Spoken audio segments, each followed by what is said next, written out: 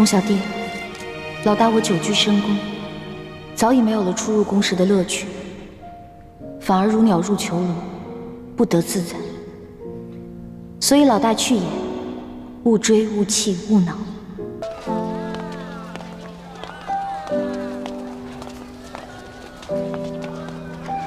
带的什么？就一个包裹。去，查查那两个人。哎，你站住！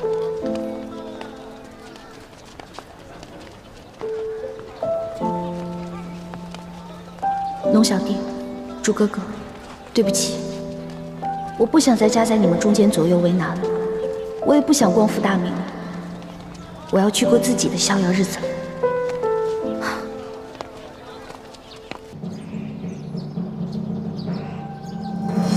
怎么，皇上出宫了？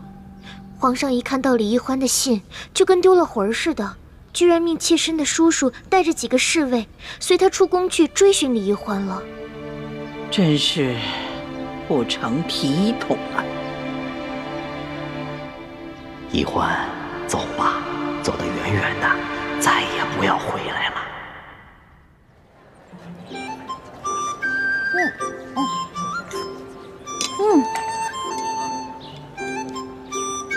二位里边请。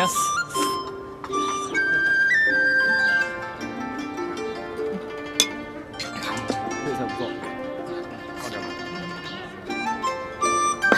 客官这边请。来。哎，小二，有没有环境好点的雅间儿？啊，这边。来，那边。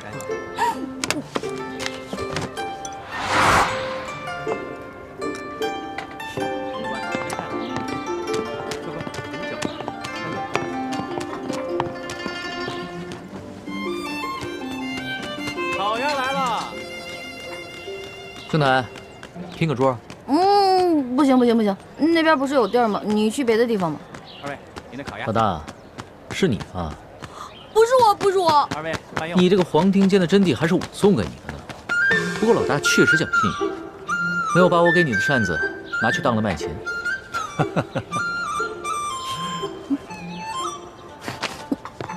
哎。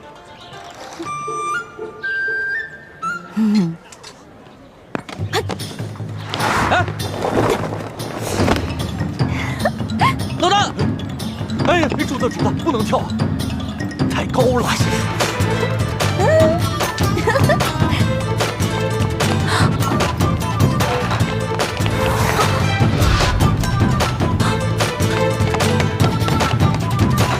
主子，这怎么办啊？追啊，追！好。传家，哎，送我过河，我给你2两银子。好嘞，来，慢点。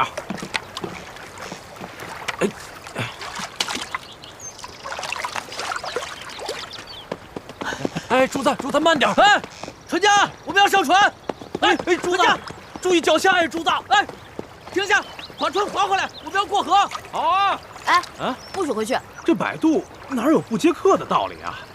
我给你5两银子，这船我包了，走。5两是吧？我也有，对，我们有银子。谢兄台，我就送您1个人，我不管他们了。走，我给你10两，10两，10两。不，兄台，那可是10两啊，都够我买一艘好船的了。我给你20两，30两，对，给你30两，40两，我50两，50两，60两，60两，100两。100两都够我娶媳妇买地，生俩孩子都够了。老大，怎么不还价了？我不出价了，因为比钱这世上没有人比你更多，我肯定输定了。谢谢兄台啊！主子，他跟你玩狠的。你不是喜欢钱吗？那我现在就送你去阴曹地府，每年多给你烧些纸钱，怎么样啊？主子，他跟咱来土匪这一套，咱有钱，他没用啊。我1两都不要，我就送你1个人。我只收你60两银子，我只收60两。我呸！60两银子，狮子大开口啊！我身上的钱刚刚都给你了，现在没钱了，赶紧给我滚！不是，老大，你回来！老大，你回来，咱们有话好好说。龙小弟啊，你不是龙吗？有本事飞过来找我啊！不是，不客气，就当我刚刚又免费教了你一堂江湖经验啊！走了，龙小弟。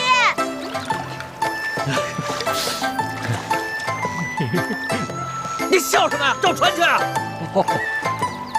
呦，皇上，这儿就这么一条船，没船了。你怎么这么没用啊？主子，东边客栈找遍了，没有。主子，西边也找过了，没有。南边也没有。北边没有。行了，你们都下去吧，再接着找啊。是。用点心啊。主子，会不会是舒姑娘，她根本就没在这镇上休息，连夜就赶路了？不可能，她你还不了解吗？绝对不会亏待自己的。这倒是啊。不过主子，她是不是因为没有钱，所以就不敢住在这些酒楼、客栈什么的？那倒是有可能。索图，这行走江湖有什么钱生钱的办法没有？在江湖行走，这钱生钱有4个办法：1偷2抢，3做工，剩下的就是赌博。行了，我知道他在哪儿了。我要大家走，快点啊！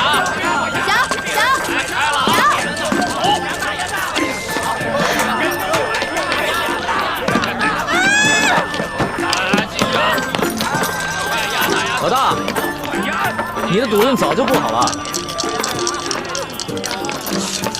买定离手吧，买多的得多。老大，今天你啊是出不了运。买定离手。你怎么会找到这儿啊？你忘了，上次在山西的时候，你带我来过这种地方，我说过，我有经验。那我今天就让你大开眼界一下。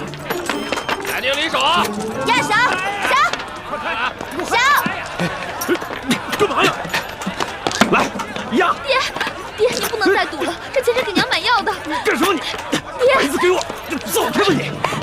爹，我求你了，你快回去吧，娘还等着我们呢。滚！爹，赶紧拿钱走回去命！吧，我们。爹，滚！哎，滚！兄弟，赌钱输赢不要紧，你还是拿着这个钱救人一命，赶紧去给你娘子买药吧。我赌不赌钱干你屁事儿！爹，我们回去吧，爹。滚！来，买定离手，买定离手。豹子！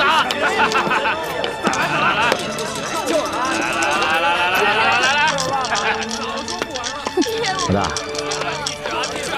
我就说吧，你的运气不好啊。我就说我刚才赌的时候，我眼皮子一直在跳。原来是你这个眉星来了。我说老大，这赌桌上的赢才是最重要的，你哪能怪这怪那呀？你要是有本事啊，就赢一把给我看。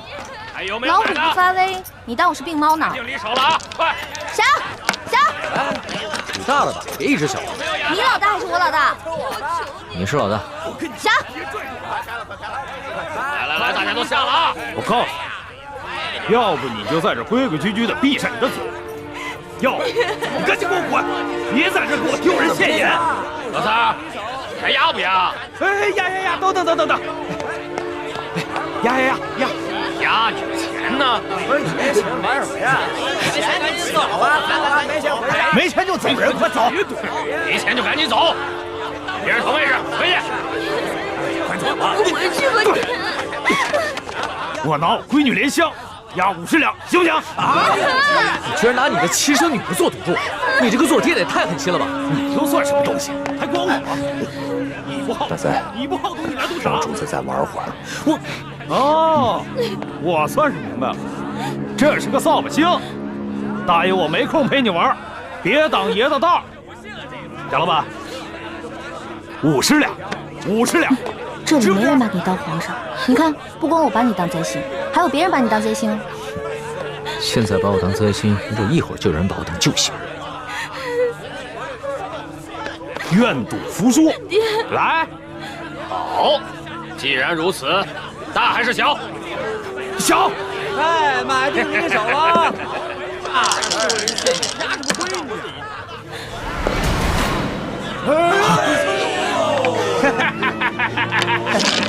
老子通杀！邪魔，这骰子一定有问题。我怎么没看出来？我是火眼金睛，你一凡胎肉眼，当然看不出来。快，我们走！站住！哎，站住！站住！站住！贾老板，咱们可都不是外人。贾老板，你放了我，放了我闺女。一个月，我肯定把钱还你，翻倍，翻倍。何三儿，愿赌服输，这可是你自己说的。你的女儿留下来，什么时候你有钱了，再来赎你的女儿。把她拖出去！贾老板，我求你了，贾老板，就饶了我这一回吧。我这是开赌场的，不是开善堂的。滚！贾老板，走，且慢！贾老板，有何指教啊，这位公子？贾有才，你每次都摇出豹子，这个是怎么训练出来的？赌场赌的是手气，手气好的时候，一连开几手豹子是有的；手气不好的时候，连续输了10几20手，也是很正常的。风水轮流转，输赢无定数，对不对啊？没错，对。好，说的有道理。那你敢不敢跟我赌一把？我这开赌场的，还不敢跟人赌吗？好啊，就这么定了。假如你赢了，我给你100两；如果你输了，你给我50两。还有这个小妹妹，她是另外的50两，怎么样？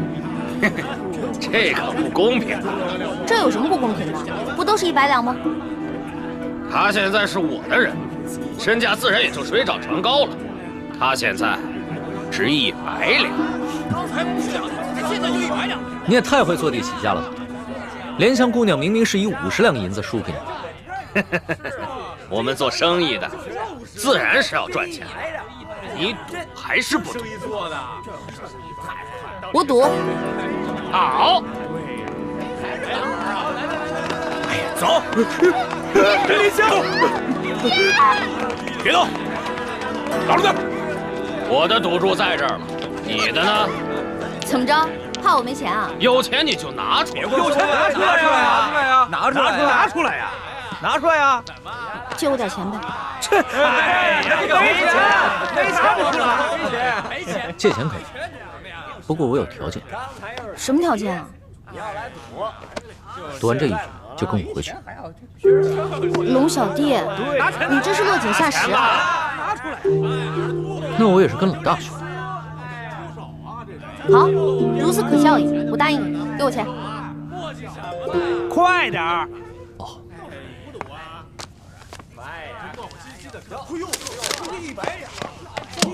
这是我的赌注。100两，这么多。哎，等一下，我要先检查一下骰子。哼，检查就检查，我这儿从来不弄虚作假。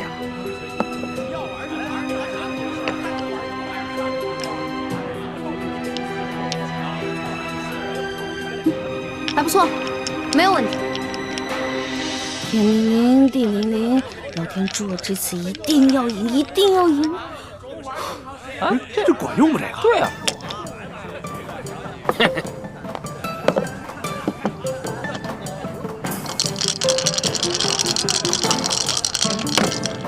我压大，你压大，那我只能压小喽。小，我也压，买定离手。等一下，在你打开之前呢，我要先求一求神仙。这能赢吗？这可以。老天啊，老天，请保佑我这次一定要赢，请保佑我这次一定要赢。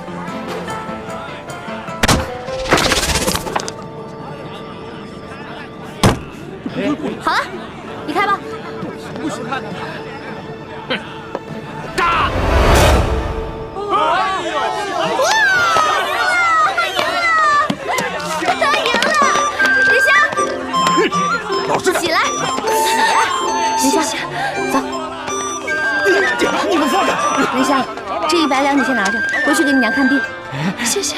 还有你，让我再看见你赌博的话，小心我宰了你，知道吗？多谢这位爷，谢谢。莲香，多谢这位爷，赶紧走吧。谢谢。走。谢谢。你呀，别来了。老大，你这一出英雄救美唱的，这莲香看你的眼神都不一样。这回知道了吧？老大我比你有魅力多了。那是，我们老大的魅力是最大的，小弟我都快被你迷死了。老大，咱们回去吧。慢！哼！哎呦，这大赛，竟然敢用水银闪不良幻术，被他们给发现了，我们只能来硬的了。老大，你这一出英雄救美唱的，这莲香看你的眼神都不一样。这回知道了吧？老大我比你有魅力多了。那是，我们老大的魅力是最大的，小弟我都快被你迷死了。老大，咱们回去吧。慢！哼！哎呦，这大赛，竟然敢用水银闪不良幻术，被他们给发现了，我们只能来硬的了。哎呦，陆老千啊！骰子是他给我的，你们找他。来，老大，慢着！陆小弟，我走了，失陪了。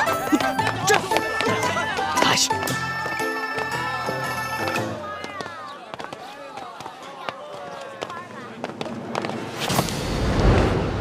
哎呦，对不起，对不起，你没事吧？没事吧？哎呦，我就说嘛，小叫花子敢偷我钱是吧？捡回去！大哥，大哥，我求求你了，你就饶了我吧！我这兄弟们都饿得慌，才万般无奈做出这种勾当。大哥，我错了还不行吗？大哥哥，你就饶了我吧！真的假的？真的。大爷，您心里好。小五，小五。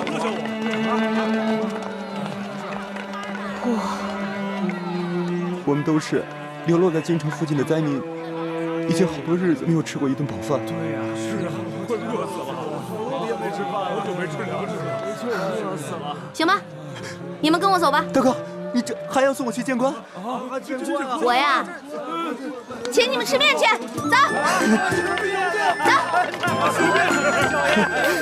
走了，走，吃面去了。谢谢。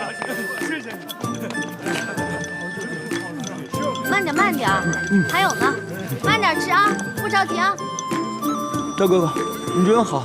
哎，可惜我身上没什么钱了，不然的话，我请你们去对面这家酒楼吃饭了。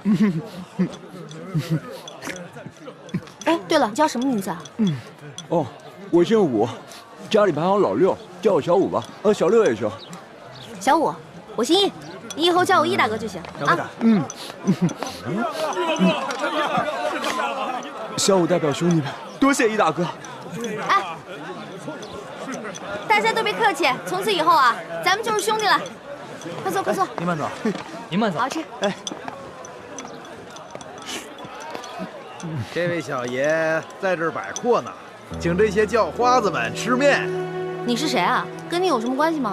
哎呀，大哥哥，这个老板姓钱，叫富贵，他呀平时最喜欢摆阔气，怎么样？以戏弄穷人为乐。最近啊，城里来了好些灾民，他就作为肉包子施舍，是吗？但是得跪下磕头叫他声爹，叫我一声他才能给一个。前几日他还想戏弄我们，被我们给骂回去了。没想到这不在这儿贺年大哥哥请我们吃面，他心里啊自然看着不舒服。哎呀，这一碗面能顶几个时辰？上我家酒楼，天天有热包子施舍。小五，你知道规矩，叫你们兄弟跪下给我磕个头，叫我声爹啊！钱富贵，我们这些叫花子，膝下也是有黄金的，我们宁可沿街乞讨，也不可能跟你下跪。哎呦呵，叫我们这么多人给你做儿子，你也不怕折了寿？哎，说得好，说得好啊！贫贱不能移，威武不能屈，我就喜欢你这样的。哎哥，我和你也是一见如故，以后啊，要是有用得着我的地方，尽管来找我。当然了，咱们以后就是兄弟了，你知道吗？我平时啊最看不起那种有几个臭钱就觉得自己了不起的奸商。你说谁奸商？哎，谁听着耳朵刺耳，谁就是奸商啊！我说你了吗？听着刺耳吗？那你就是奸商呗！哎，大家看啊，他这是不打自招了。你从哪个犄角旮旯里钻出来的？奸商！敢到太岁头上动土！你看他那样。老大，老大，老大，终于找到你了。你这个小弟大人怎么又找来了？你在这请全城的叫花子吃面，一下就传开了，我听到就过来。你来也没用，你又不是叫花子，我不会请你。哎，你怎么这么没良心啊？你惹了祸，我帮你摆平了，你现在过河就拆桥啊？面都不请我吃一碗。没钱啊，没钱怎么请你啊？那我请你吃面总行了吧？行，不过你得到对面的酒楼请我。没问题。当然你不光请我，你得把我这些兄弟都带上。没问题，这么点人还能吃穷？兄弟们，他请咱们吃饭了，走了，走。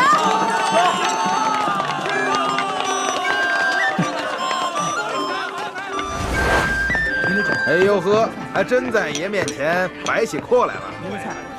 你以为这城里就你有钱啊？我告诉你啊，把你酒店里好吃好喝的都给我拿出来，让我的兄弟们吃饱喝足，知道吗？好酒好菜倒是有，本酒楼的规矩可不跟外边的小面馆一样，先看一下口袋里的银子够不够，别吃完饭不够付钱的。嘿，我说你眼睛是不是瞎了？我小弟这身打扮像是那种吃了饭不给钱的人吗？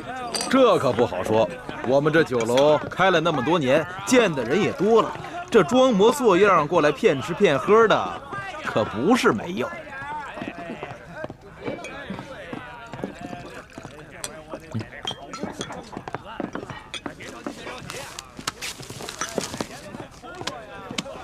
田老板，你看够不够？哎呀，够了，够了，够了，够了！小二，来上菜。好嘞，好嘞。陈老板，听说你长期施舍肉包子给穷人，但是有一个条件，就是要让他们跪下来喊你一声爹。我是生意人，又不是这些穷人的爹娘，我每天给他们包子吃，救他们的性命，难道不是他们的再生爹娘？龙小弟，这种人别跟他讲道理，直接比谁钱多最有效。老大说的对，钱老板，那我就跟你比一比谁的钱多。要是你的钱没我多，不管你以后行不行善，若是要行善，就不能提任何条件，也不能以欺负穷人为乐。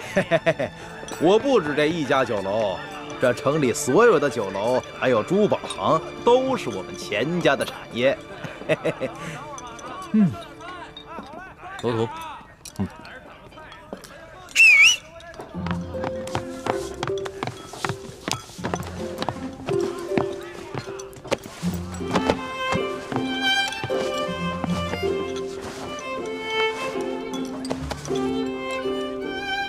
钱老板，你说京城的珠宝店都是你们家开的，那这帽子上的珠子，你可认得吗？啊，南海夜明珠，只有紫禁城里才有。难不成你们是宫里的？钱老板，你还跟我比钱多吗？小人不敢。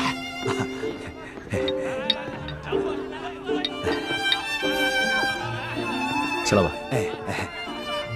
一个人可以有钱有势，却不能无良无德，更不能无法无天。对，就算你有万贯的家财，也可能在一夕之间化为乌有。是。我说的话你听明白了吗？听明白了。小人日后日日行善，再不敢欺负穷人了。好，替我老大好好照顾这帮兄弟们，下去吧。是。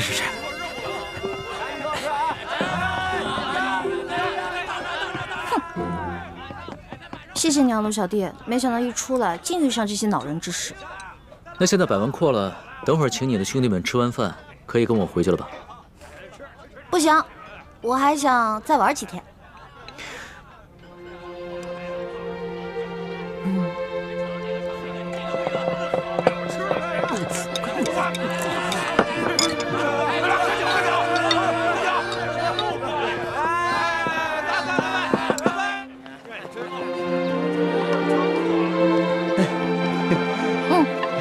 小五，来，银票给你。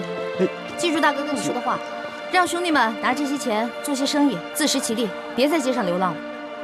多谢易大哥，小五一定不会辜负易大哥的期望的。我相信你。老大，你现在还想去哪儿？能不能带上我？我想再学习一点江湖经验。江湖经验啊，行啊，那我现在就教你一些真正的江湖经验。小五，走，让开，走开，走开，他。龙小弟，谢谢你的宴请啊。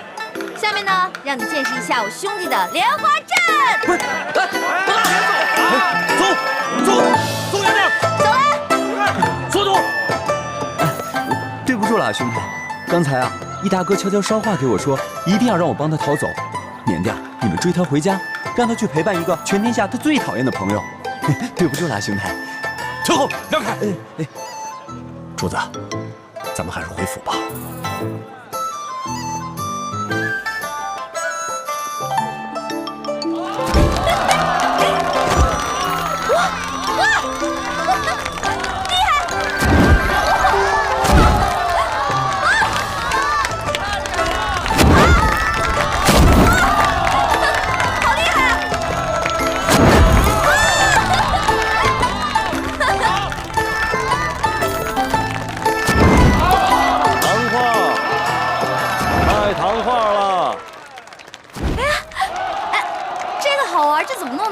啊，在这儿画的。我看。糖画。这是糖画啊，谢谢啊。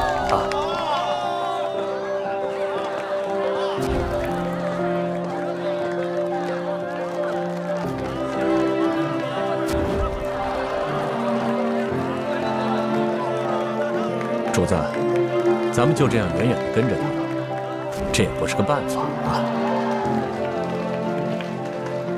随他吧，在宫里憋了那么久，好不容易出宫一趟，不玩个尽兴啊，他是不会回去的。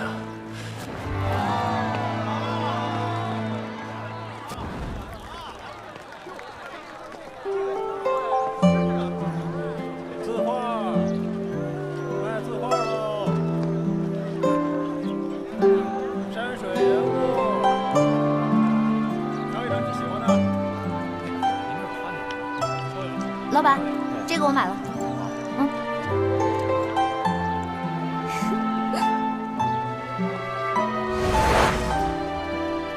这个像我，这个像龙小弟。不对，龙小弟的眼睛没这么小。再给你捏大点，捏大点就像龙小弟了。真的假的？我有这么丑吗？你是人是鬼啊你？你怎么老阴魂不散的跟着我呀？你是人我就是人，你是鬼我就是鬼。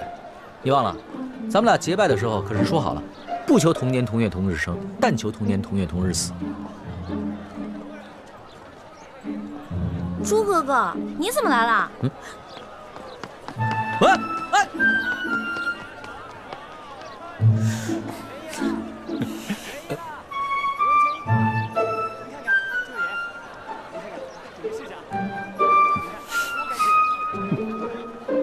诸位客官，今天可是青楼大会，请进，请进。全城最美貌的女人都在呢，有眼吧？是的，哎，真的，小哥，进去玩玩吧。今天全城最美貌的女人都来了。啊，不去不去，你不进去多可惜呀！来不都来了，不用。看到好玩的，我包你满意。不满意，你啐我这老脸。来吧。哎呀，来吧！哎呀，进去吧！走。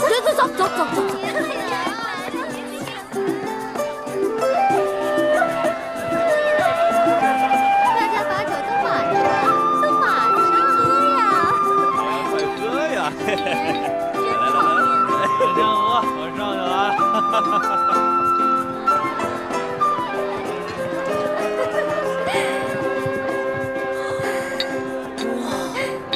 客官，客官，我跟你说呀，我们万花楼的姑娘那是我跟你说，待会儿你一定要好好的听话，别总是一副哭丧，知道吗？莲香吗？客官你，莲香，恩公救我！怎么回事？恩公，我爹把你给的钱又输光了，然后100两帮我卖到了杏花楼。喂，怎么，你们认识啊？能不能把他放了？你说什么？放了他？你是不是开玩笑啊？他是我花了100两银子买回来的，代表我们杏花楼来万花楼选花魁的。我要放了他，谁来代表我们杏花楼扬名赚钱呢？那你要多少钱才能把他放了？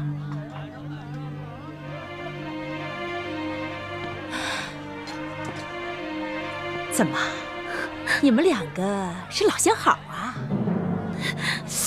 不对呀，这莲香还是一个厨，怎么可能和你是老相好呢？说，你到底是干什么的？我是干什么的并不重要，我就问你，多少钱你才能放了他？口气不小嘛！哎，你真想赎他呀？开价吧。行，你要是真想赎他，给我500两就够了。500两？怎么？没钱是吧？没钱那就少扮英雄救美。你这种人，老娘我见多了。让开，让开！哎，别妨碍我们选花魁。哎，我告诉你啊，我们莲香呢是又年轻又漂亮，一旦选上了花魁呀，这身价一定倍增。到时候你想赎她的话，那至少1000两了。走，等一下。怎么了？没钱赎人，能不能换人？换人？什么意思啊？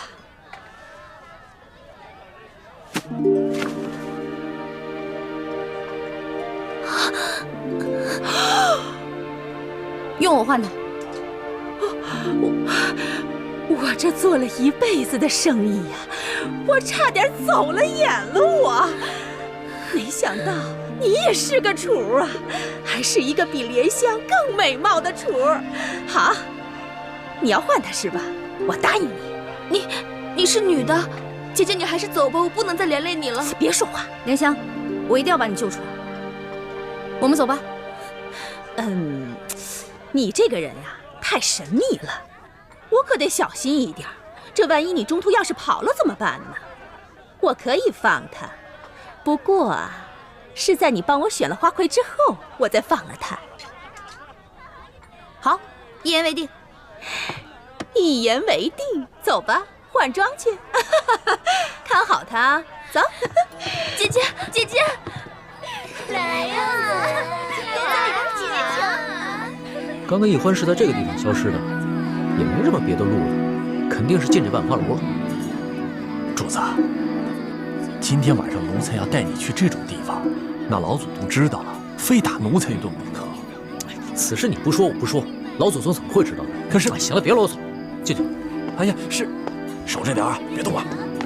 都在这好好等着，热络。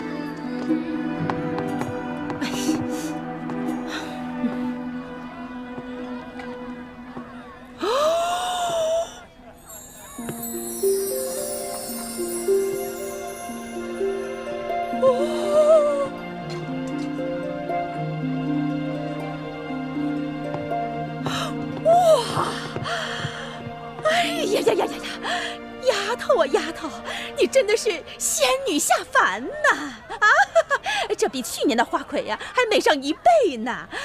我跟你说，待会儿一定要给妈妈长脸，一定要把12花楼的花魁给我拿下来。但是妈妈，我能不能先把脑袋上这花给摘了？这花太多了，我戴着难受。不行。那个。欢姑娘，只有这身衣服啊，跟这个头饰啊，才最配你嘛！走，其他候选人都到了，就差你了，快点！到你了，就差你了！成了，你等会儿。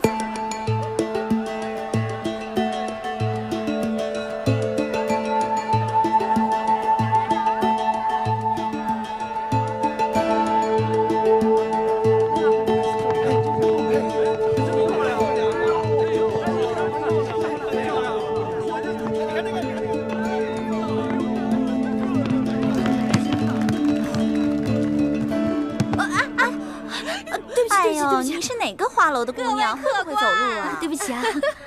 今天全城12道花楼的佳人都到齐了，花魁比赛正式开始。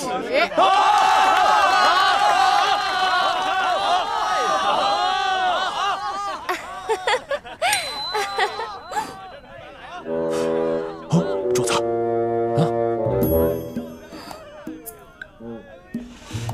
不好，龙小弟追来，这下麻烦了。现在我们有请上一届的花魁，是谁呀？西域姑娘出场。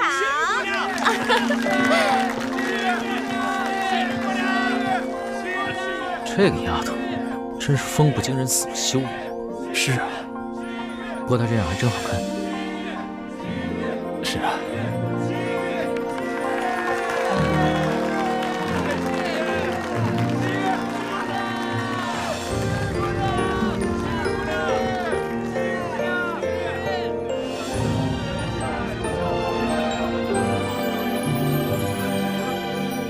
各位客官，如果您中意我们哪位姑娘，便可以从那里拿一朵鲜花放进那位姑娘的花篮里。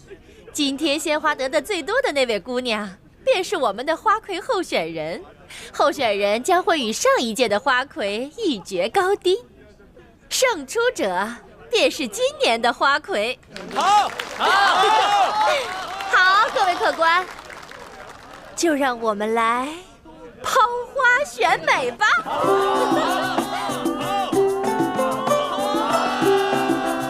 谢谢你的花，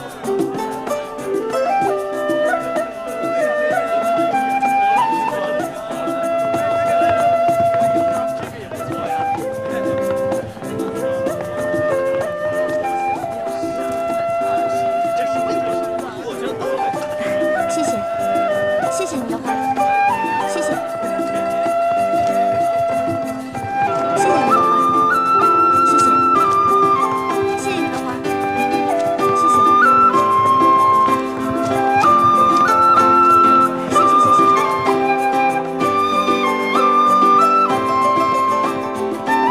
哎呀，甜有玉，谢谢。谢谢。谢谢。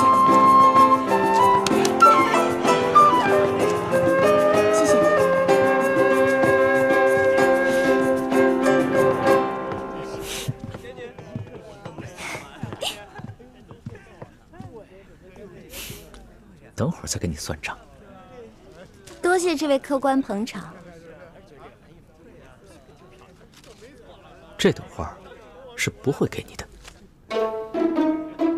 你投不投给我，我都是花魁。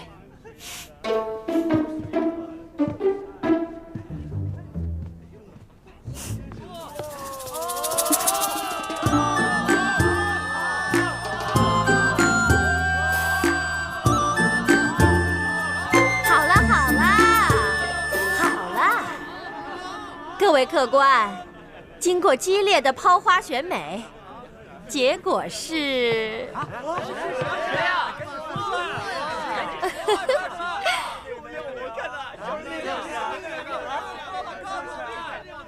还用我数吗？不用数啦！结果就是我们本届的花魁候选人，杏花楼的欢姑娘。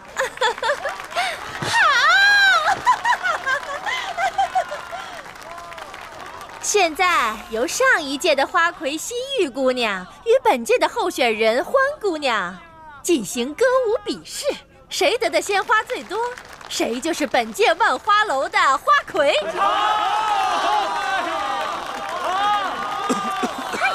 别慌。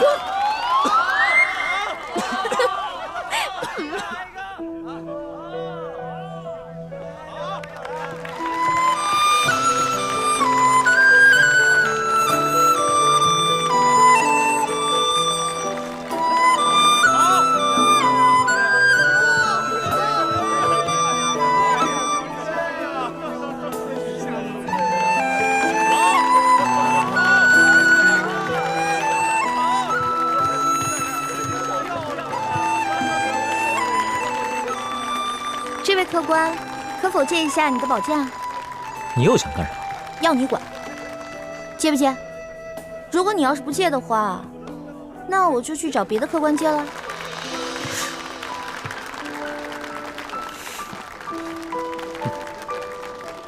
这，多谢客官。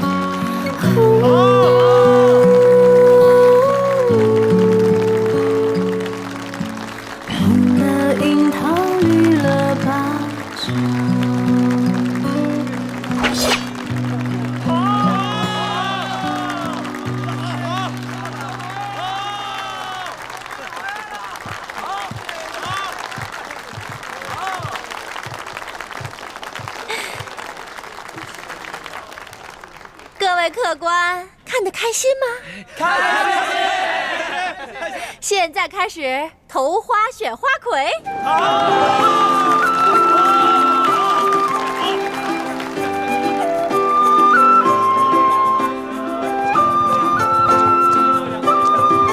别着急，一个一个来。谢谢。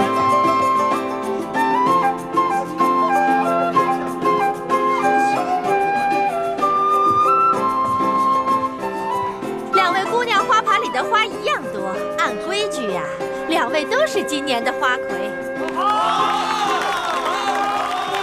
我宣布，今年的花魁是欢姑娘和西域姑娘。慢着！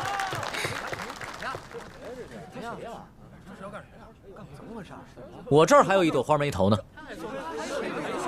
这人是谁？难道我给西域姑娘多数花作弊被他看出来了？嘿，你这人怎么这样？刚刚你怎么不投啊？刚才人那么多，现在投也来得及啊。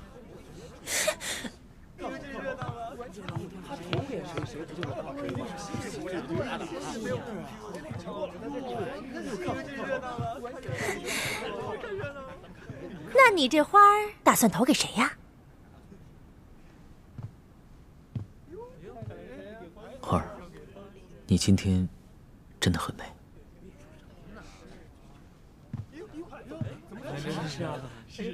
哇！西域姑娘花盘里的花比欢姑娘多上一朵，所以今年的花魁还是西域姑娘。哎呀！今年的花魁，西域姑娘。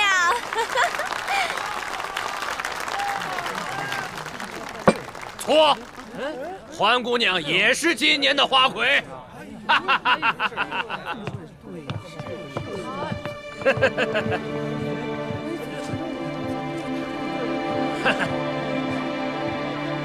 我这儿也有一朵花没投，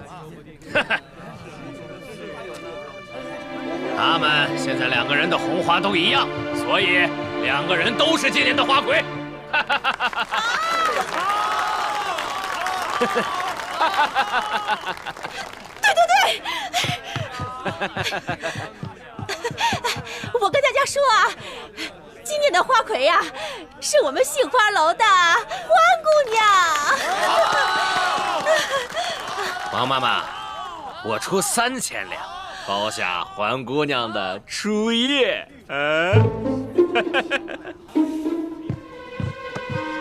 可以啊，贾老板，不过你得先把钱给我。应该的，应该的。贾老板够有钱的嘛？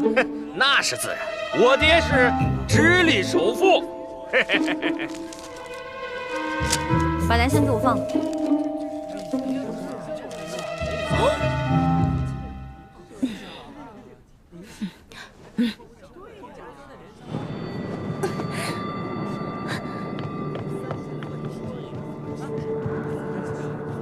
姐姐，你为了我已经受了不少委屈了。这些人他们都不是好人，你不要管我，你还是走吧。莲香，姐姐已经帮你赎身了，你拿着这些钱离开你的赌鬼爹爹，跟你娘去个好地方过日子吧。可是我……哎，不许再说了，如果你再说的话，姐姐该生气了。快走吧，走啊！您真是有眼光啊！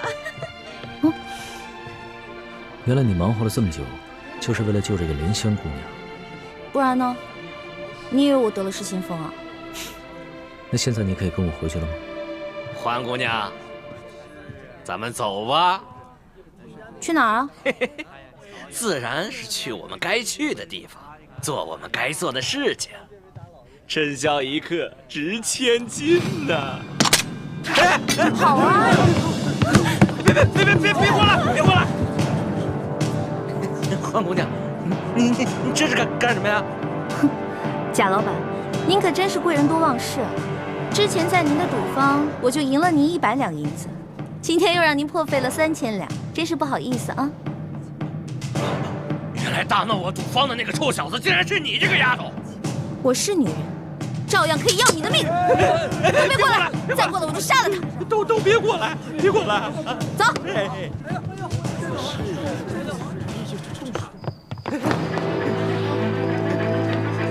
走！有话好好说啊！你们别过来啊！别过来！环姑娘，你这……走！哎呀！老爷，愣着干什么？追呀！追！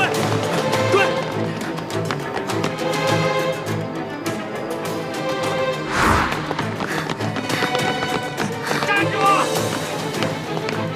追！站住！站住！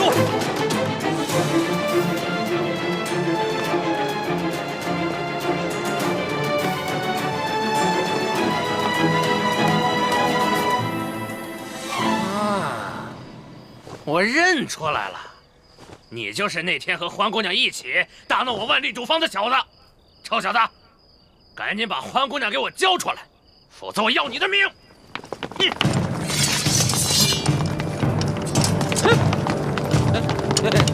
各位官爷，是不是搞错了？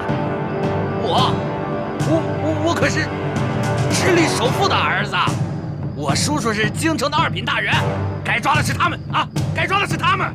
直隶首富，2品大员，那算什么？我们家主子可是全国第1首富，这大清朝的第1大官儿。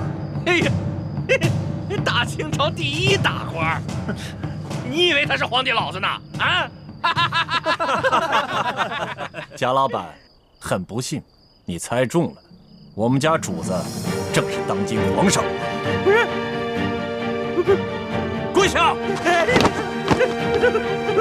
万岁爷饶命！万岁爷饶命啊！万岁爷，小的有眼无珠，有眼无识泰山，你大人大量，放了我吧！囚徒在，把这危害一方的恶霸拿起来，送到刑部审问，再查一查他的叔叔和爹爹是不是做过什么违法乱纪之事。这，把他那爪子给我剁了！遮住！哎呀，万岁爷，饶命啊！万岁爷！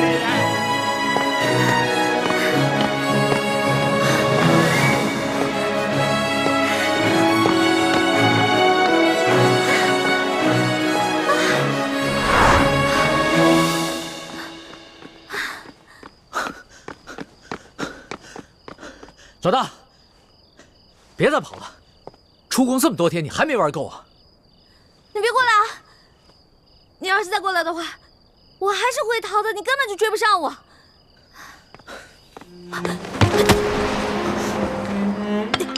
老大，龙小弟，别再跟着我了，赶紧跟索大人回宫吧，外面不比宫里安全。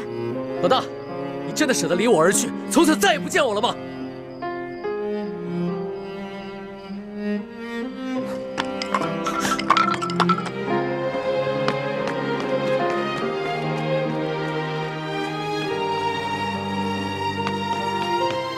老大，救命啊！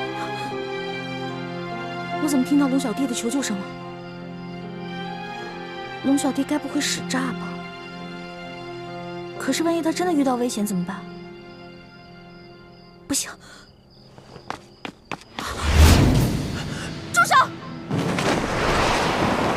龙小弟，站住！你再过来，我就杀了他！好好好，我不生气，你别动他。这位大哥，你到底是谁啊？你为什么要杀我的龙小弟啊？你不用管我是谁。若要让我放了他，就拿你自己的命来换。老大，你快跑吧，别管我，你不是他的对手。闭嘴，别说话。这位大哥，你是哪条道上的呀？不妨说出来听听嘛。你想要多少钱，我都可以给你的。我要的不是钱。现在，你和他只能活一个，你们谁死谁活，你自己选。老大，你快跑！你跑了我还能有救，要不然……哎，你别掐他！不是，这位大哥，咱们无冤无仇的，你为什么一上来就生死相逼呢？你是不是想要钱啊？你想要多少，你告诉我，我肯定会给你的。休再啰嗦，我要的不是钱，你和他只能活一个，谁死谁活，你赶紧选。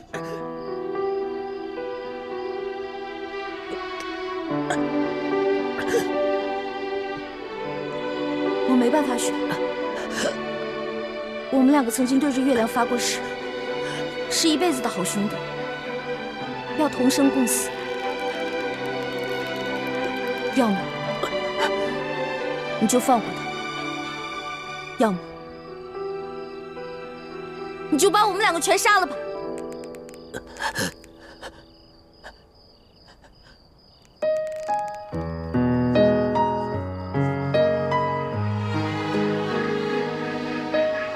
真的愿意和他一起死？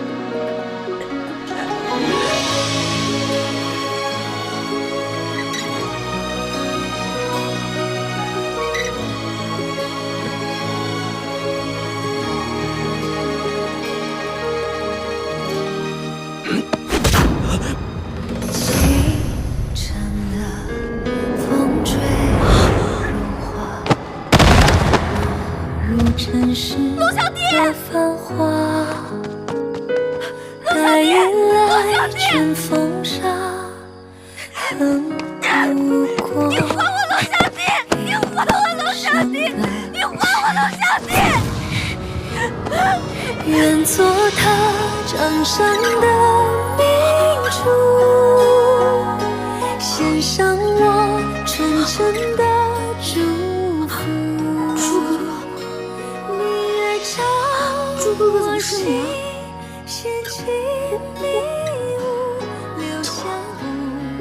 你不打了吗？对不起啊，朱哥哥，我不知道是，对不起，朱哥哥。欢梅，如果我真的杀了他，你会杀了我吗？我怎么可能会伤害你呢？正如你不会伤害我一样啊。但你却会自杀，以身殉情，是吗？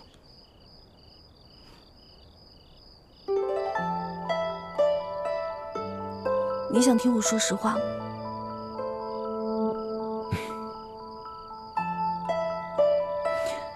朱哥哥，身体发肤受之父母，活在这个世上，我不会为了任何一个人轻生。但如果有一天，你光复大明成功，你杀了龙小弟，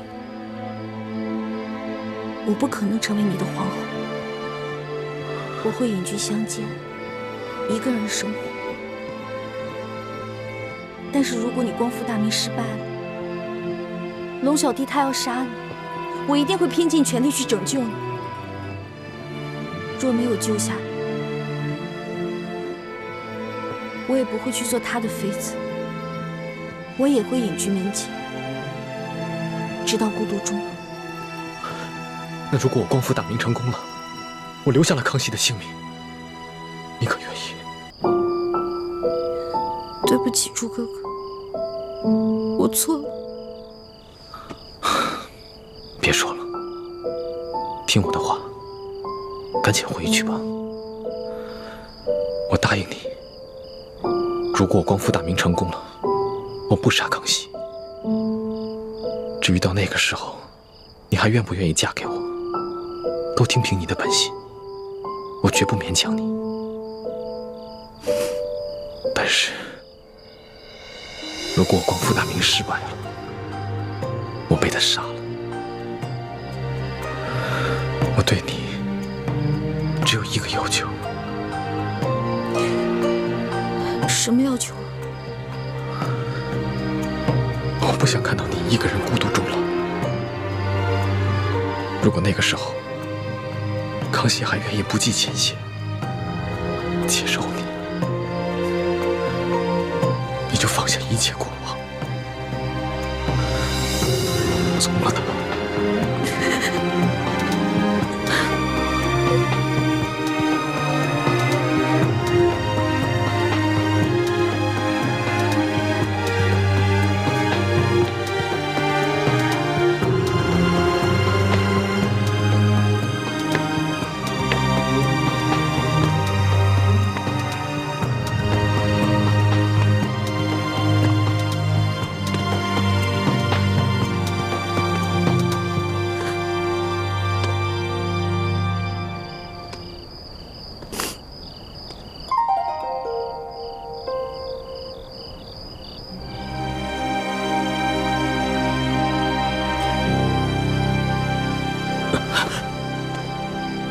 老大，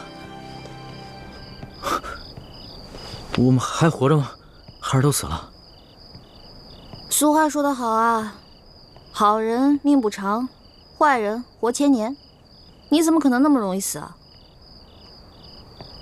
我有点晕，你先让我躺一会儿。起开，别再装了啊！不是，哎，老大，谁救了我们呀？谁救了你？当然是老大我了。不可能吧？那个黑衣人的武功，你根本就比不上。我在他手底下，最多也就过3招，你最多10招了。不能智取啊！我打不过他，我想招啊，我聪明啊，我在我手上抹毒，我跟他过招的时候，把毒药趁机抹在他手上，结果他就中毒了。所以啊，他为了换取解药，就把我们2个放了。现在指不定在哪个地方运功排毒呢。要这么说的话，我就信了。论你这旁门外道，我老大绝对是天下第一。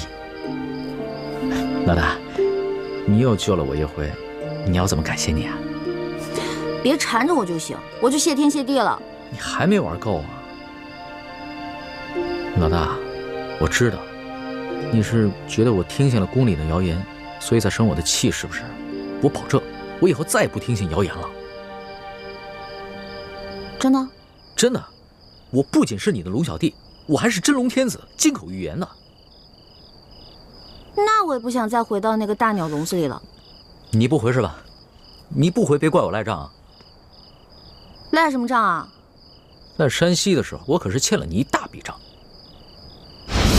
我的利息可高了，你还得起吗？老大，你可不要趁火打劫啊！趁火打劫？全天下哪有你这个皇上厉害？大明内乱，你们大清趁机占领了大明的整个江山，老百姓刚刚经历了战乱，想过上几天好日子，可你们呢？朝中权贵搞起了圈地，各地的官吏设置了各种关卡，变相的收取各种赋税，你们这才叫做趁火打劫，一本万利的勾当呢！我怎么了？我说错了吗？我说的都是实话。龙小弟啊，其实这就是我要的利息。你要记得曾经答应过我的那些话，消除贵族特权，割除积弊，整顿吏治，让全天下的老百姓过上好日子。好，我答应你，这个利息我一定还。你就不想监督着我把这笔账给还了？皇上果然是天底下最无赖的人。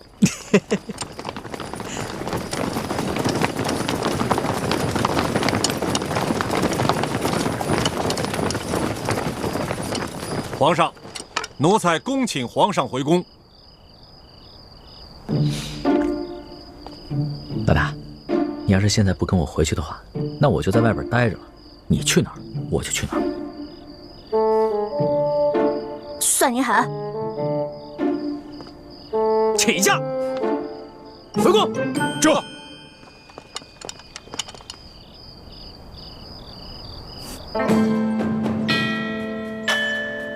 皇上回宫了。回太皇太后，皇上啊是昨儿夜里回来的。哦，你这个李大总管的差事当的是越发的好了。太皇太后，不知奴才做错了什么事，还请太皇太后明示。如今这皇上迷着李易欢迷成这个样子，你竟是守口如瓶，一字不吭啊！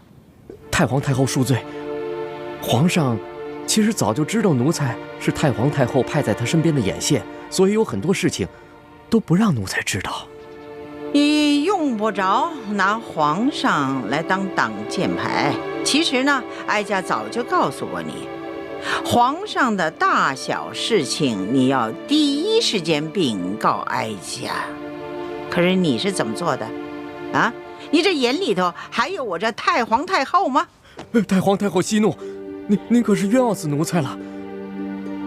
奴才没有办好差事，任凭太皇太后责罚。可是奴才对太皇太后那是一片忠心呐。行了，起来吧。谢太皇太后。也是啊，你夹在哀家和皇上的中间，有些差呀，你也不好办。皇上啊，他是越来越不像话了。为了一个来历不明的野丫头，九五之尊不顾，安危体面全然不顾。你说，怎么这么随根儿啊？你听好了啊，这宫中，哀家绝不允许再出现一个董鄂妃。这，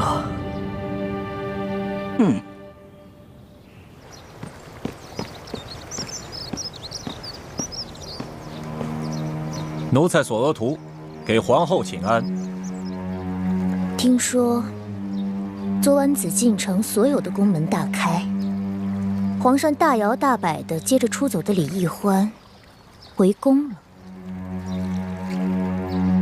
皇上就是要这样大张旗鼓地告诉我们，他相信李易欢，宠着李易欢，然后让我们所有人都闭嘴。哼！当年唐玄宗为了迎回杨玉环，也是这般深更半夜大开宫门，毫不顾忌朝野非议。可结果呢？难道皇上想学唐玄宗吗？这唐玄宗有安禄山，可咱们如今大清也有吴三桂啊。难道皇上都忘了这些前车之鉴了？皇上本来少年英明，可是竟然被李易欢这个丫头迷得失去了本性。都怪我当初考虑不周啊！本来以为她可以帮助我斗倒鳌拜，所以帮着这丫头讨好皇上。没想到现在是养虎为患了。提到鳌拜，本宫倒突然想起了，他的疯病可有好转？没有，我昨天刚去探视过他，还是疯疯癫癫的老样子，连我都不认识了。这鳌拜一向武功高强，身体健康，怎么突然就疯了呢？鳌拜的疯是中了迷魂散之毒，此事颇为蹊跷，有谁能够在我的眼皮底下给鳌拜下毒呢？这毒蜂鳌拜的人，会不会就是李太医？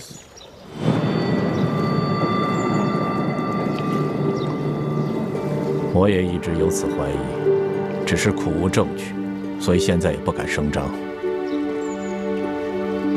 我派了最得力的人去追查他和李易欢的真实来历，可是现在还没有什么眉目。这鳌拜已经被皇上圈禁了大半年了，他的党羽也被皇上清除的差不多了，所以就算是他现在清醒过来，对我们赫舍李氏一族也形成不了什么威胁了。所以，我现在敬访良医，尽快的把鳌拜治清醒过来。如此甚好。若鳌拜能够早日清醒，也能早日交出这明珠谷的奸细，我们也能早些证实这李氏兄妹的奸细身份。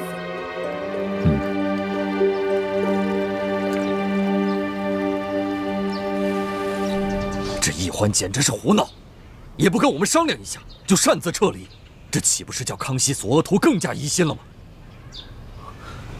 义父，其实易欢此次离宫出走，事先和我商量过的。他是想刺激康熙，让康熙不要怀疑他，相信他。如今康熙好不容易把他找回去，越发珍惜他了。易欢的良苦用心，总算是没有白费。易欢居然有这样的心机了，这孩子以前可不是这么会算计的。也许他在宫中待了这大半年，让他成长了不少啊。眼下清廷跟吴三桂还没有正式的翻脸，就算他们真的开战了，我们也需要大量的军情。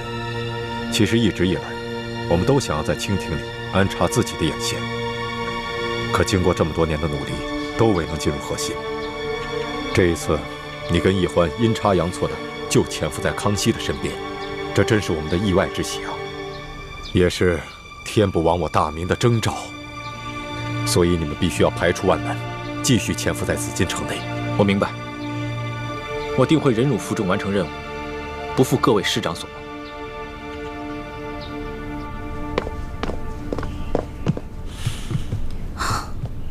哇，这么多奏折，你得批多少天啊？3天3夜都批不完。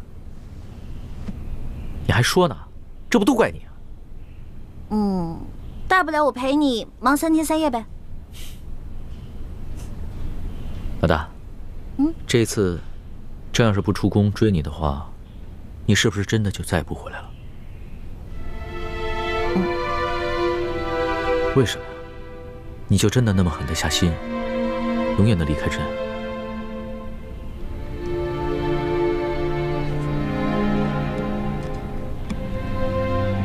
老大，你从前都是古灵精怪、叽叽喳喳的，突然之间变得这么心事重重、沉默寡言，说实话，朕的心里有些不安了。龙小弟啊，我刚开始认识你的时候，我就冒充你的老大，我喜欢保护你，真心想保护你。到后来我知道你是皇帝，知道你居然是全天下最有权势的人，而你呢，也继续任由我当你的老大。现在想一想，还真的有点可笑，不自量力呢。谁说你不自量力了？谁说你可笑了？就是因为别人一直都在想应不应该爱朕，应不应该保护朕，应不应该讨好朕。可是你呢？你从来都没有想过应不应该，你就是本能的对朕好，本能的爱护朕，所以你特别珍贵，你特别值得朕珍惜。我刚开始进皇宫是因为对皇宫好奇，我想进来看看是什么样子。到后来呢，我慢慢习惯你给我的一切，我想陪着你。可是后来渐渐的，我对皇宫有了恐惧，我想逃离，我害怕。而且，就算你总说你心里很珍惜我，你喜欢我，可是我时常能感觉到你的心在动摇。你每一次动摇，都让我特别害怕，就更想逃离了。你看看，你又在倒打一耙。朕什么时候动摇过？明明是你一直在拒绝朕，一直对朕若即若离。老大，你的那些心思，朕都明白。你放心吧，朕一定不会禁锢你，朕会尽可能的给你最大的自由，朕一定不会伤害你，朕会尽最大的努力去保护你。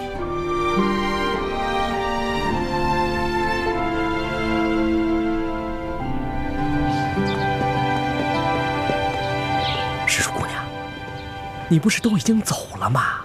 你还回来干什么呀？叔父，对不起啊。我也不知道怎么了。我本来已经下定决心离开龙小弟了，可看到他不顾一切出宫来找我的样子，我心里就又动摇了。哎，你们这些年轻人啊，真是拿你们没办法。看来我得抓紧时间，找个风水先生，给自己先挑一块好点的墓地，把自己的后事料理好算了。哎，叔父，不过您放心，我跟朱哥哥绝对不会连累您的。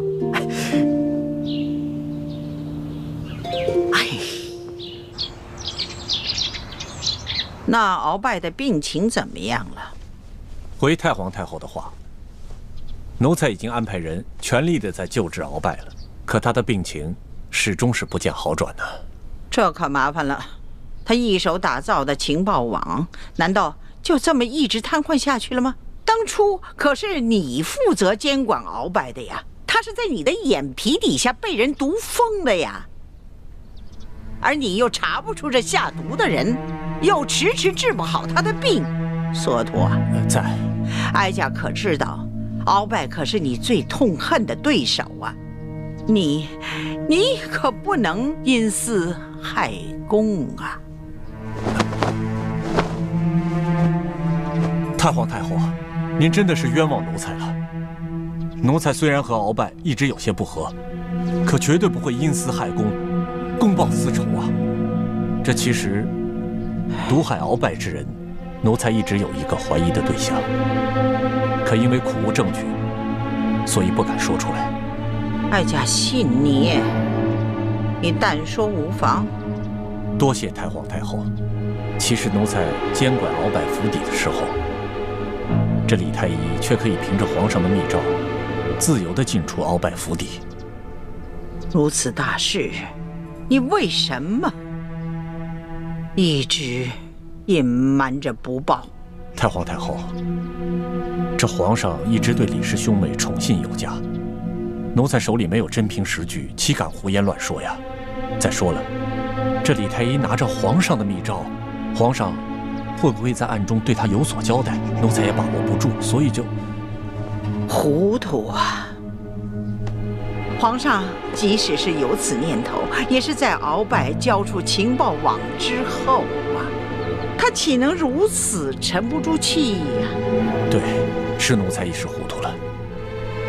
传言说李氏兄妹是反清联盟的奸细，鳌拜要是真的是被李太医毒疯的，那他兄妹二人的身份就更可疑了。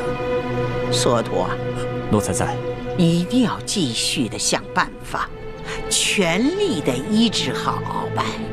奴才谨遵太皇太后懿旨。起来吧。这。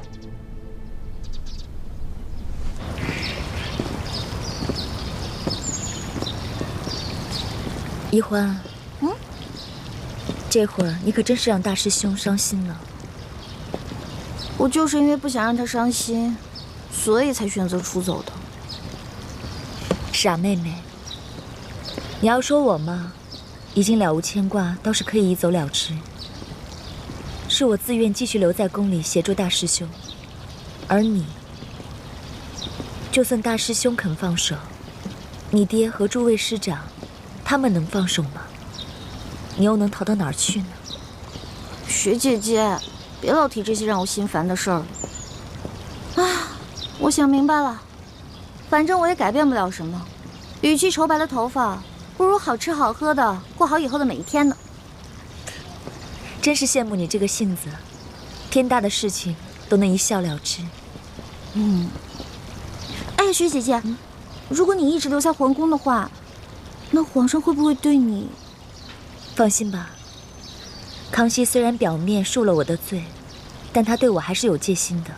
看来以后不会再要动临幸我的念头。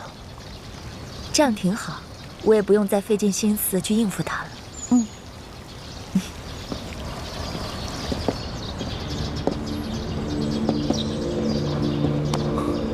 环美，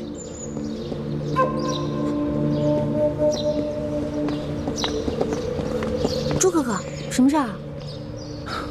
今天太医院的王太医被太皇太后叫了过去，回来以后，我问他有什么事情，他一直支支吾吾不肯明说，我便留了个心眼。后来我发现，他煎了一剂药，从药渣的成分来看，应该是治疗失心疯的方子。失心疯？太皇太后不会得了失心疯了吧？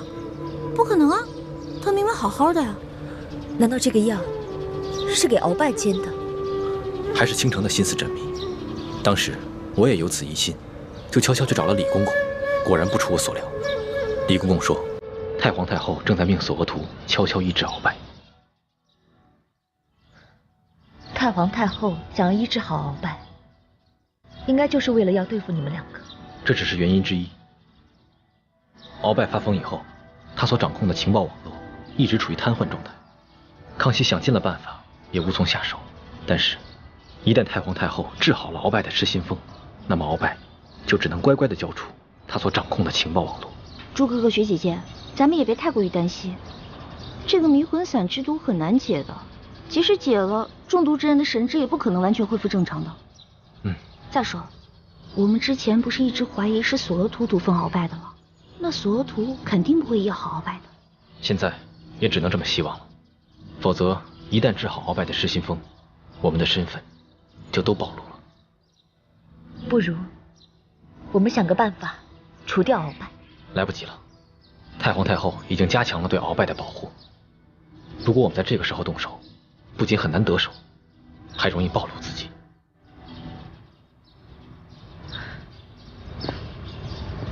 眼下之计，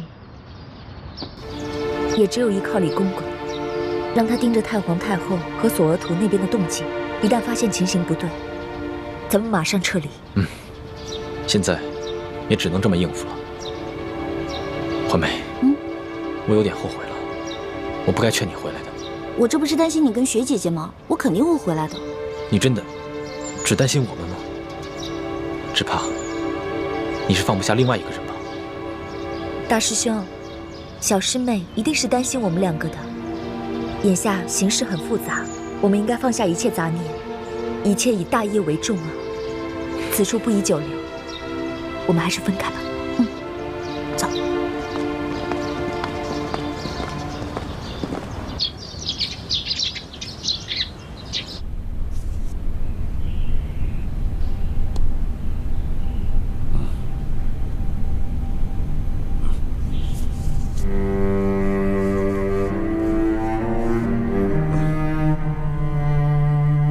元帅，在。你拿着老夫的手谕，前去调8000人马，一定要把敌人斩杀于阵前。末将遵命。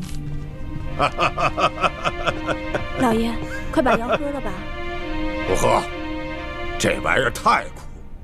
有糖吗？我的糖呢？你给我糖！我的糖，我的糖！你给我糖，我的糖哪儿去了？你给我糖，我的糖呢？我的糖呢？我的糖去哪儿了？老爷，啊，糖在哪儿？小心老三，我的糖呢？去按住敖大人，让他吃药。是。糖。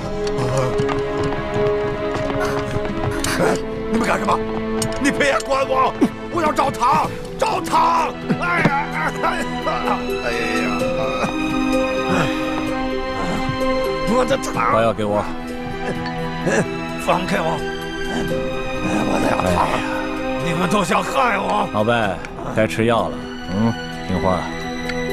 我不喝药，我要糖。把这碗药喝了，我就给你糖吃，好不好啊？你给我糖，我不喝药。鳌拜啊，这药啊，是太皇太后亲自让太医院的院判为你配制的药，你可不要辜负了太皇太后的一片心意啊！来，乖乖的把药喝了，喝。太皇太后，对啊，太皇太后，太皇太后，哎，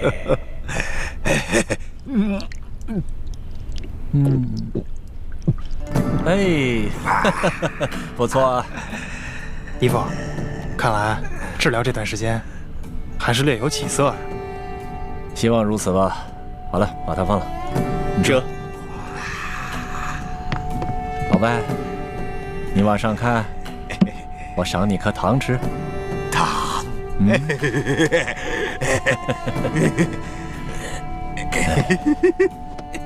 老白，虽然你是我赫舍李氏一族的大敌，我的糖，现在看到你这么疯疯癫癫的，我还真有点于心不忍。哪儿去了？半年前，你让我向皇上进言，我拒绝了你。我的糖，但现在形势变了，这李氏兄妹成了朝廷的大敌，威胁到了皇上。看来我不得不放弃前嫌，全力救治你了。我可不想真的成为大清的罪人呐！太皇太后，太皇太后，太皇太后，太后，太皇太后。经过最近一段时间的治疗，这鳌拜的病情虽未痊愈，但已经渐渐的好转了啊。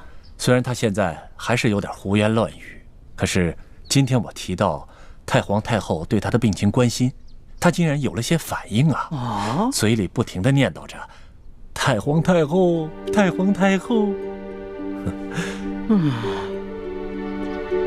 原来如此。李德福，奴才在。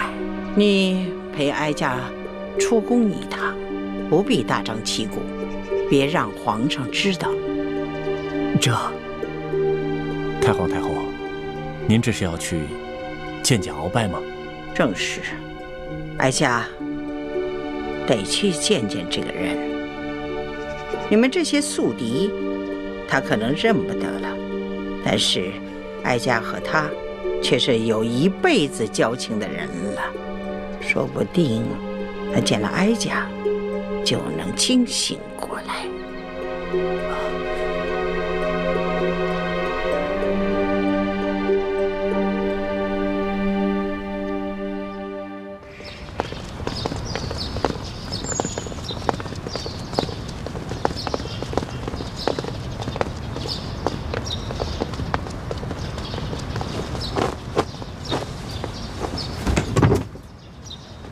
奴才索额图给太皇太后请安了。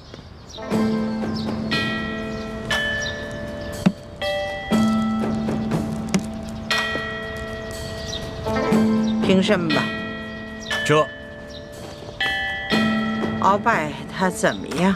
鳌拜还是老样子，疯疯癫癫的。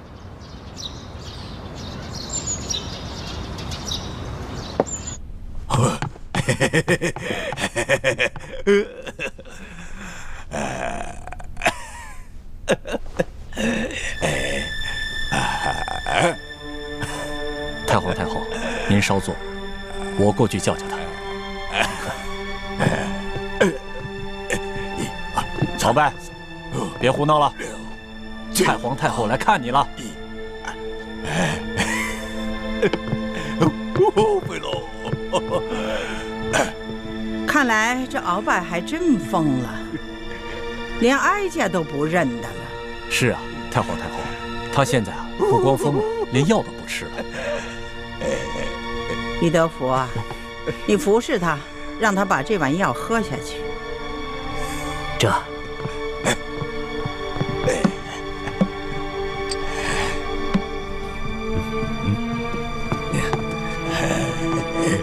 敖大人，这药可是太皇太后专门为你的病让太医熬制的，把药喝了吧。我没病，我不喝药，我要吃的，我要吃的，不好吃，你不好吃，你滚开！小心点，别把药弄洒了。敖大人，先把药喝了，喝了药以后呢，就给你好吃的了。鳌拜呀，敖大人，老贼耶！有哀家在，谁敢欺负你呀？喝了吧，啊！有好吃的啊！先喝药。你就是个大骗子！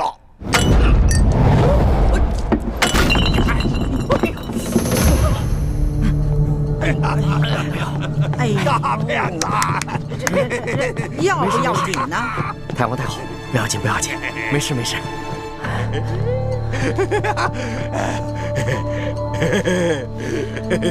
李德福，哎，你回宫吧啊，换身衣服啊，不必再回来了啊。哀家今天就是来看鳌拜的，此事啊可不能跟别人说啊，记住了。奴才谨遵太皇太后懿旨。去吧去吧。那奴才就先告退了。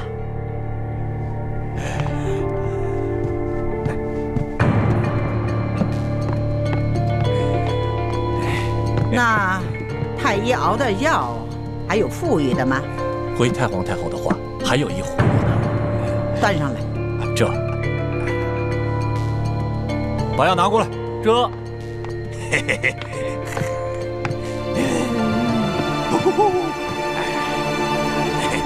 撤！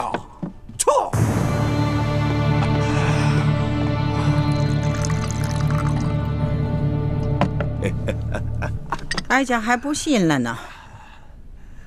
这回啊，是哀家亲自慰慰你啊！你得啊给个面子啊！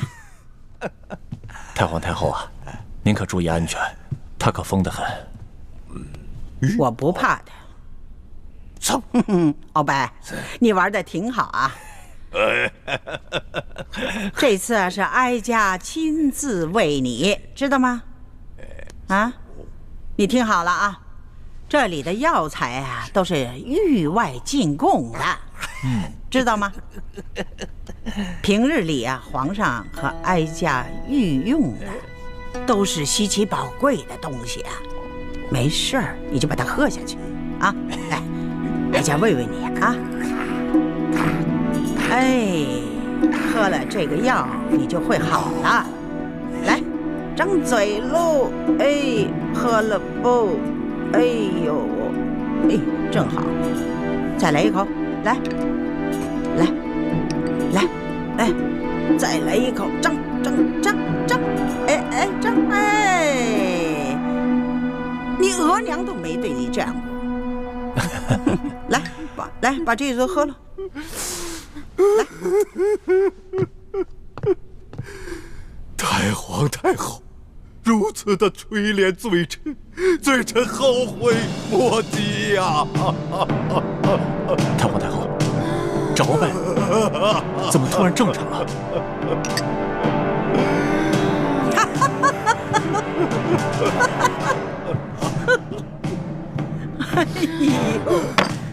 哎呀！老贼呀，原来你是装疯啊！啊，你挺能演的，像个戏子，接着演呢。罪臣也是万不得已呀，太皇太后，罪臣今日才能盼到您凤驾光临。罪臣，太皇太后，罪臣有要事启奏，此事事关皇上和我大清江山的安危呀！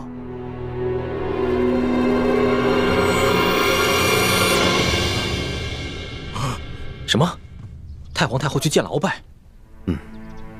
索额图向太皇太后禀报说，鳌拜的病已经有起色，他已经能够记起太皇太后了。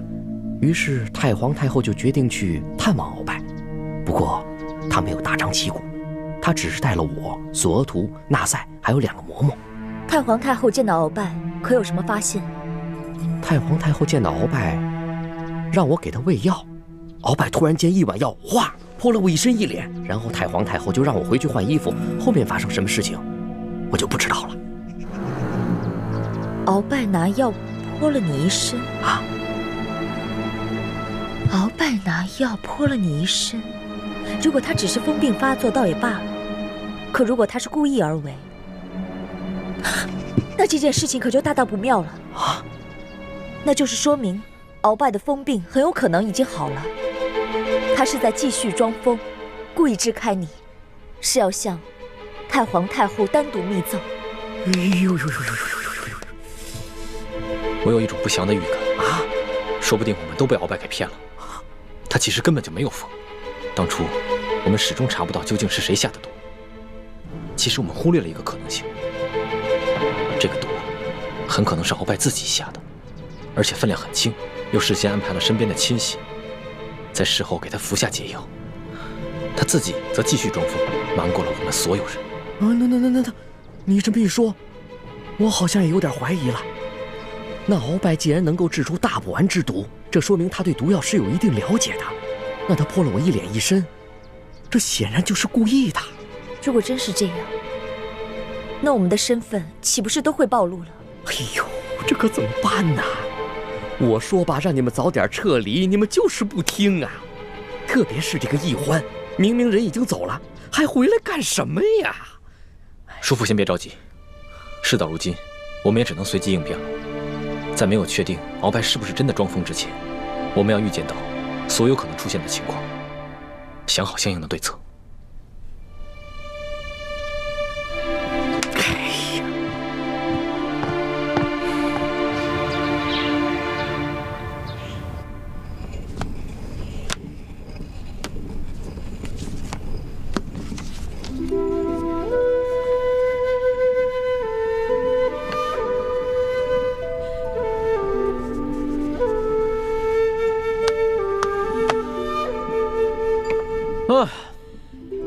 哎呀，终于批完了，这个真累的呀。龙小弟辛苦了，要不要我给你持家？好啊，来。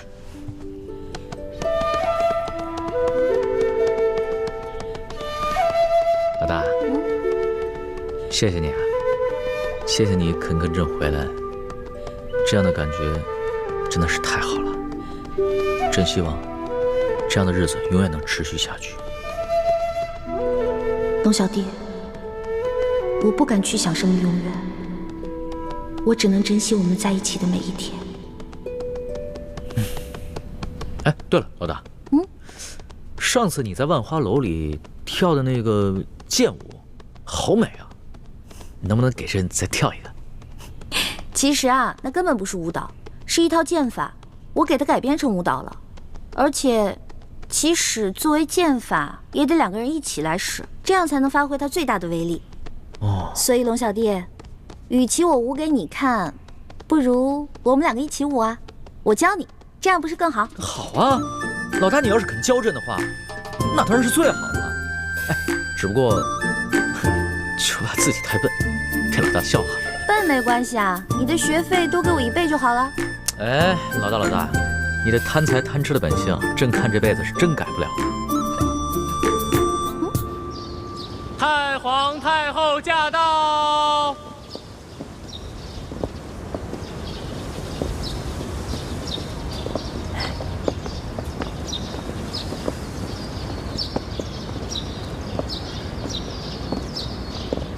太皇太后，您吉祥。懿德福。哎呀，这老贼把这汤药喷在你身上，有没有烫着？谢太皇太后关心，奴才无大碍。那还好。太皇太后，那鳌拜见到太皇太后的圣颜，病情有没有好转啊？还那样，你先下去吧。这。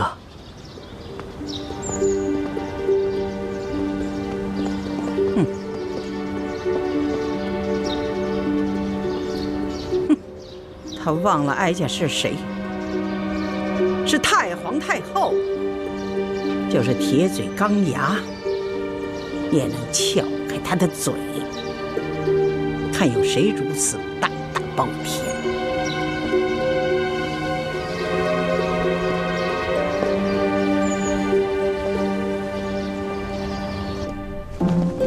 转个身，再打个花，对，刺出去，对。转身，剑到这儿，上步，上步转圈打一个花。上步。哎，对，反转身。嘿。